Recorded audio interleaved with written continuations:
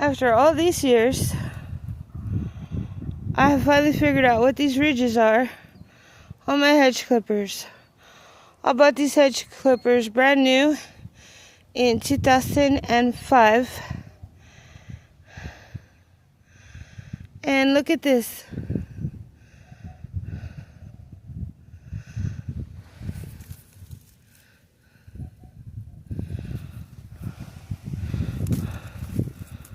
You move it back and forth like a saw, and it cut it.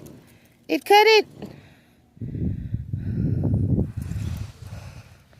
So that's what these are for. That's what those teeth ridges are for. To use it like a saw.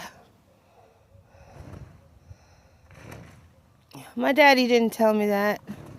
Nobody told me that. I just figured that out. You just move it back and forth. And it cut it like a saw.